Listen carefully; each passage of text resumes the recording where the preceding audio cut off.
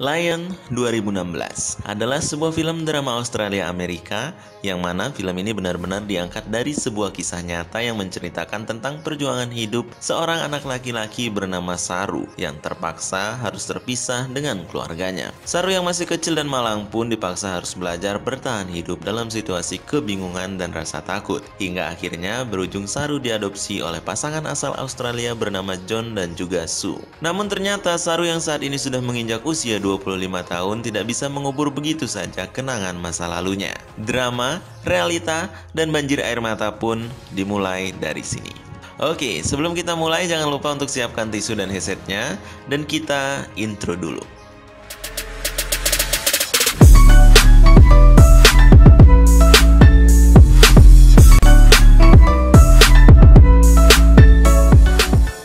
Khandwa, India 1986. Film ini diawali dengan tingkah bajing loncat kakak beradik bernama Gudu dan juga Saru yang sedang mencuri batu bara di sebuah kereta. Walaupun sempat hampir ketahuan oleh penjaga kereta, tapi tampaknya mereka tidak terlalu mengkhawatirkannya karena mungkin hal ini sudah menjadi kebiasaan mereka. Setelah mereka rasa curiannya cukup, akhirnya mereka pun turun dan menjualnya, dan uang hasilnya pun mereka belikan susu. Ada yang sedikit menyentuh pada momen ini, di mana saat mereka sedang membeli susu, Saru berkata kepada kakaknya bahwa ia ingin membeli jalebi. Kalau di Indonesia mungkin semacam kerupuk harga 2 ribuan lah. Namun, Gudu yang merasa uangnya memang tidak akan cukup bila dipakai untuk membeli makanan tersebut, lantas mencoba menghibur hati adiknya dengan mengatakan, suatu hari pasti akan kubelikan lebih dari satu warung, dan sekalian deh bareng sama emak-emak penjualnya. Saru nampaknya begitu senang dengan perkataan kakaknya, namun lain halnya bagi Gudu, yang justru hatinya terasa perih karena memang tak sanggup memenuhi keinginan adiknya yang memang tidak seberapa itu. Setelah urusan mereka selesai di pasar, mereka pun pulang ke rumahnya, dan barulah di sini kita tahu bahwa keluarga Saru ini memang sebuah keluarga yang hidupnya bisa dibilang sangat kekurangan, di mana mereka tidak memiliki ayah, sementara ibunya sendiri harus membesarkan ketiga anaknya yang masih kecil tersebut dengan cara bekerja menjadi seorang pemulung batu hanya dengan gaji 2.500 per hari. Bagaimana bisa dia mencukupi kebutuhan hidup keluarga mereka untuk sekedar membeli beras saja, sisanya ngutang.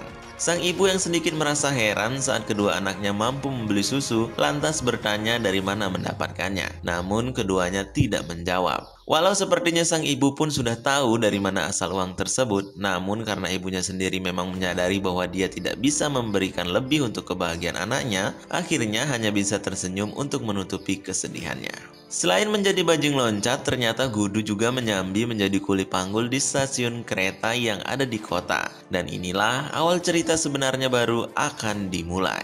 Begitu mereka sampai di stasiun kota, Saru ini malah tertidur dan susah dibangunin. Hal ini tentu saja membuat Gudu menjadi galau antara harus bekerja atau menemani adiknya. Namun karena mungkin menurut Gudu adiknya bisa ditinggal dan dibiarkan tidur di kursi, ia pun langsung menyuruh Saru untuk menunggu dan jangan pergi kemanapun sampai dia kembali. Entah sudah berapa lama Gudu pergi, tiba-tiba di tengah malam Saru terbangun. Saru yang melihat stasiun sepi tanpa penghuni ini mulai ketakutan dan berusaha memanggil kakaknya. Karena Gudu juga tak kunjung datang, akhirnya ia pun berjalan mencari ke sana kemari sampai ke dalam kereta. Entah apa yang ada di pikiran Saru saat itu. Ia pun malah diam di dalam kereta itu dan pasnya lagi ia malah ketiduran. Dan ketika bangun, Saru melihat kereta tersebut sedang melaju kencang, berteriak dan berusaha kabur. Semuanya sia-sia karena kereta itu dalam keadaan terkunci dan kosong. Jika memang ada pintu kebuka pun tidak mungkin Saru bisa turun karena kereta ini memang melaju sangat cepat sekali, seperti lagi ngejar setoran. Saru juga semakin dibuat kebingungan dan tak tahu arah, bahkan yang membuat parahnya lagi, bahasa yang digunakan Saru ternyata berbeda dengan bahasa yang digunakan orang di tempat tersebut.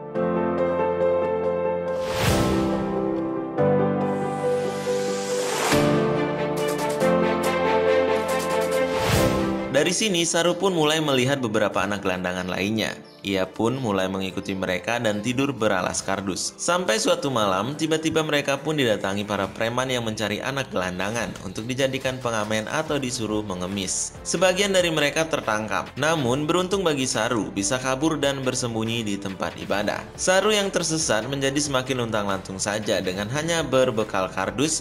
Ia pun berjalan tanpa arah dan tujuan. Sampai suatu ketika, ia bertemu dengan seorang mbak-mbak bernama Nur. Ketika melihat perangai dan sikapnya, sepertinya dia ini orang baik dan untung saja si mbak ini juga bisa bahasa Saru. Dan selanjutnya ia pun mengajak Saru untuk ke rumahnya. Di sini Saru beruntung dikasih makan minuman enak Orson, bahkan dimandikan biar tidak terlalu bau. Tetapi ternyata ada udang di balik batu. Mbak-mbak ini aslinya ingin menjual Saru kepada seorang laki-laki pengepul anak. Lelaki yang bernama Rama ini mulai mendekati Saru dan mulai mengiming-imingi bahwa dia akan mencari ibunya. Saru yang masih bocah ini awalnya tentu saja percaya, namun setelah ia melihat gelagatnya bersama mbak-mbak tadi, Saru pun mulai curiga. Dan setelah ada kesempatan, ia pun langsung lari tanpa henti.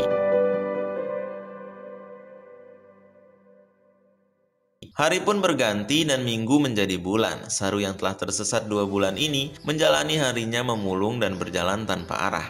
Sampai suatu ketika dia kelelahan dan duduk di bawah jembatan. Di sini ada momen yang cukup sedih. Dengan pandangannya yang lemas, dia pun melihat seorang pemuda yang saat itu sedang minum dan makan di restoran yang berada di seberang jalan. Dengan berbekal sendok yang didapatinya saat mulung, dia pun lalu menirukan berbagai gerakan makan dan minum orang tersebut. Tanpa diduga, si pemuda tersebut ternyata melihatnya, hingga ia pun tentunya tersentuh melihat apa yang dilihatnya. Maka langsung saja ia pun memberi kode dengan menunjuk makanan yang sedang dia makan, dan Saru pun membalasnya dengan menunjuk mulutnya memberitahukan bahwa saat itu sangat kelaparan. Si pemuda ini ternyata tidak tega. Setelah memberi makan seadanya, dia pun mengantarkan Saru ke kantor polisi. Di sini terjadi pembicaraan dan sang polisi pun menanyakan dari mana tempat Saru berasal. Saru pun memberitahukan bahwa dia berasal dari Ganestli. Si polisi pun juga ternyata tidak tahu Ganestli itu di mana. Ditanya nama ibunya siapa, Saru cuma menjawab ibu saja, bukan menjawab namanya. Setelah beres mengambil data, polisi ini pun kemudian mengirim Saru ke panti asuhan. Di sini terlihat keadaan panti yang sepertinya lebih mirip penjara ketimbang mirip panti ya.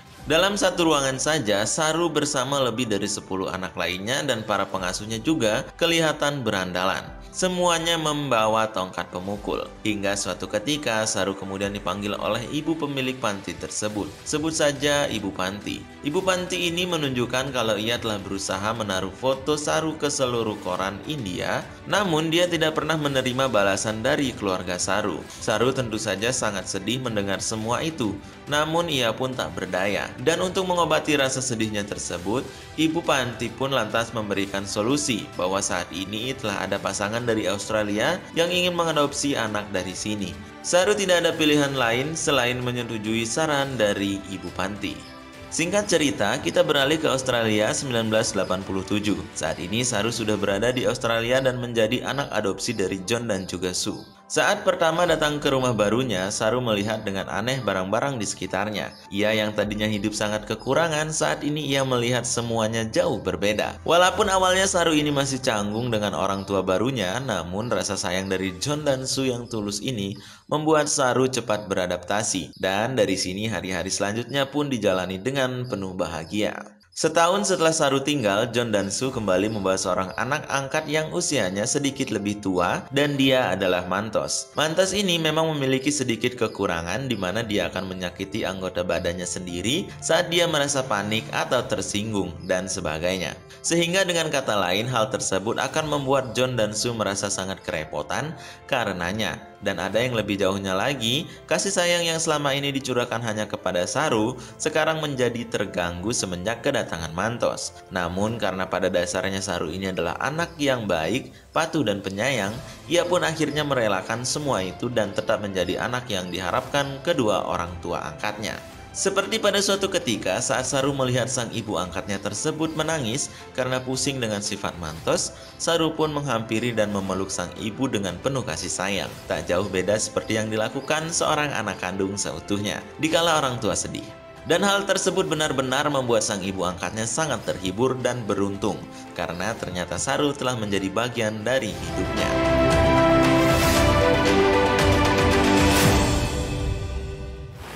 20 tahun berlalu, Saru ini telah menjadi seorang remaja tampan sekaligus remaja yang punya banyak prestasi. Tahun 2008, ia pun sekolah di Melbourne dan mengambil jurusan manajemen hotel. Dan kisah cintanya juga dimulai dari sini. Di suatu pertemuan selalu bertemu dengan Lucy dan sejak saat itu pula, Saru pun menjadi jatuh cinta kepadanya. Setelah melewati beberapa momen PDKT dan lain-lain, Saru dan Lucy pun menjadi semakin dekat dan mereka saling mencintai. Suatu hari, Saru dan Lucy menghadiri sebuah acara makan malam bersama teman-temannya. Karena teman-teman Saru ini juga ada orang India, maka hidangan mereka saat makan adalah makanan khas India. Dan ketika Saru melangkah ke dapur untuk mengambil minuman, mendadak saja Saru melihat jalebi, makanan yang 20 tahun belakang pernah sangat diinginkannya. Hal ini tentu membuat semua kenangan 20 tahun lalu terlintas kembali di pikirannya. Saru sangat terharu dan teringat pula dengan kakaknya Gudu, ibunya bahkan juga adik perempuannya. Dengan tangan gemetar diambilnya jalebi tersebut dan diciuminya. Lalu jadinya air mata pun tanpa terasa berlinang di kedua belah pipinya. Lucy dan yang lainnya yang memperhatikan keadaan tersebut menjadi terheran-heran dan cemas mendapati Saru yang demikian. Akhirnya setelah dirasa tenang, Saru pun mulai mengungkapkan terhadap yang lainnya tentang dari mana asalnya, siapa sebenarnya dan semua perjalanannya hingga ia bisa sampai di Australia. Salah satu temannya pun lantas memberi saran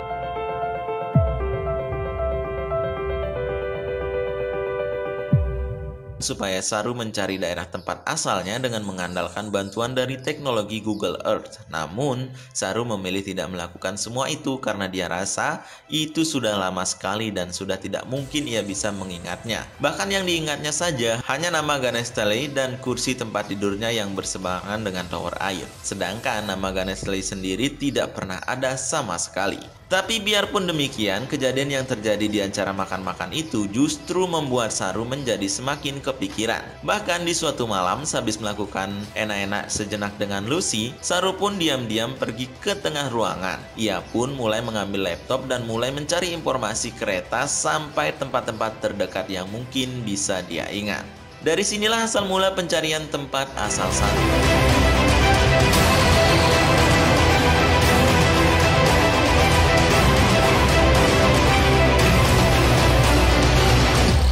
Saat ini, Saru dan Lucy berada di tempat tinggal orang tua angkatnya dan di waktu sedang melakukan makan bersama, Lucy mencoba mengungkapkan terhadap ibu mertuanya tersebut tentang apa yang selama ini dicari, bahkan menjadi tujuan Saru. Namun, Saru pun memotong ucapan Lucy supaya ibu angkatnya tersebut tidak mengetahuinya. Alasannya cukup sederhana sih, karena kemungkinannya jika Saru jujur, maka secara tidak langsung akan menyakiti hati ibu angkatnya yang padahal ia memang telah berjasa besar terhadapnya selama 20 tahun ini. Karena hal itu, suasana makan pun menjadi canggung, apalagi tiba-tiba muncul Mantos yang justru malah memperkeruh keadaan. Sedikit pertengkaran pun terjadi karena sebenarnya Mantos ini sering banget membuat ibunya sedih dan hal yang membuat Saru kurang menyukainya.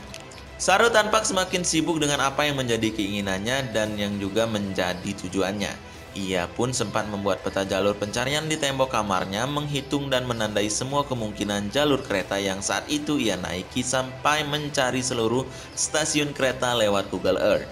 Dan hal tersebut juga secara tidak langsung membuat Lucy bertambah jengkel karena Saru tidak mau jujur tentang apa yang terjadi sebenarnya. Sampai semakin memanas dan Lucy pun meninggalkan Saru. Hari demi hari Saru lalui dengan mencari tempat tinggal asalnya sampai suatu saat Saru tidak sengaja bertemu kembali dengan Lucy. Ia pun akhirnya mengungkapkan segala sesuatu yang selama ini mengganjal di hatinya. Bahkan dari Lucy juga Saru mengetahui bila ibu angkatnya kini semakin murung menyikapi tingkah kedua anak angkatnya tersebut. Saru pun dengan wajahnya yang semakin lusuh meminta maaf kepada ibu angkatnya bahwa dia tidak bisa menjadi anak yang baik seperti anak seutuhnya yang didambakan oleh ibu angkatnya tersebut. Karena dia pun memang tidak berdaya ketika diikuti suara hatinya yang selalu mengatakan bahwa ia sangat merindukan sosok ibu dan keluarga aslinya yang lama terpisah.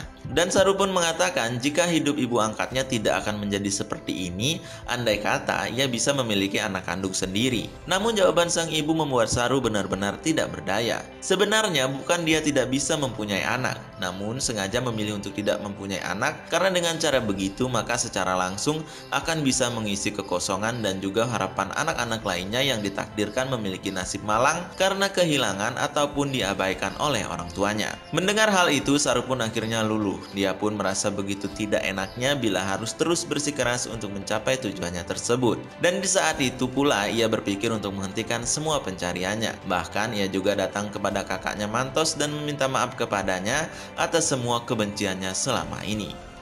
Satu malam, Saru yang melamun, ia pun membuka laptopnya dengan asal mencet menggeser setiap titik yang telah ia tandai. Dan tiba-tiba saja secara tidak sengaja juga, Saru justru menemukan tempat yang dulu menjadi tempat tinggalnya. Dari mulai stasiun saat berpisah dengan kakaknya, tempat bermainnya sehari-hari sampai ke desanya yang ternyata selama 20 tahun ini, ia salah menyebutkan karena tempat tinggalnya tersebut memang bukan Ganesh Tle, melainkan adalah Ganesh Talai. Dan kabar kebahagiaan tersebut kemudian ia sampaikan terhadap Lucy yang tampak terharu dan sangat bahagia mendapat kabar demikian. Dan meskipun mengizinkan Saru menemui keluarganya, ibu angkatnya juga sangat bahagia mendengar berita ini dan juga memberikan restu untuk Saru pergi ke sana. Dan juga berharap ibu kandungnya masih tetap di sana.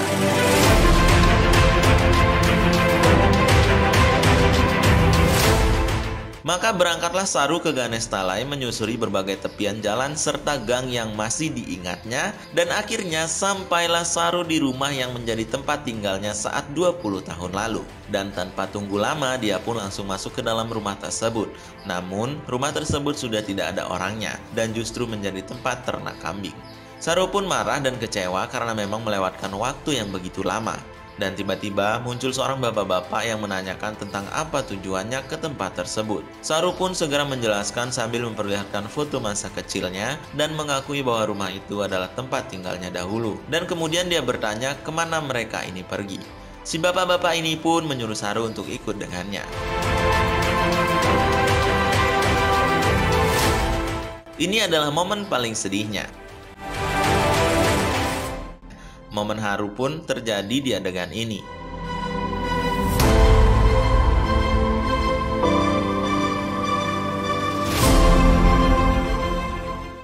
Apalagi saat Saru juga mengetahui bahwa kakaknya yang selama ini ingin ditemuinya justru telah tiada karena tertabrak kereta saat sedang mencari Saru di malam itu. Namun kesedihan Saru ini akhirnya sedikit terobati tatkala di satu kerumunan itu pula muncul adik perempuannya yang telah lama ditinggalkannya. Di hari yang sama, tepat 25 tahun, Saru tersesat dan setelah melakukan perjuangan panjang akhirnya berhasil menemukan ibu serta keluarganya berkat bantuan Google Earth. Dan satu hal lagi, Saru juga mengatakan terhadap orang tua angkatnya bahwa walaupun ternyata dia kini telah bisa bertemu kembali dengan orang tua aslinya, ikatan yang telah terjadi antara mereka akan tetap sama dan semua ini tidak akan pernah bisa merubah apapun. Bahkan sejak saat itu pula, Saru pun ternyata telah menyadari bahwa ia justru salah mengucapkan namanya selama 20 tahun ini, yang ternyata bukan Saru, melainkan adalah Seru yang berarti lion.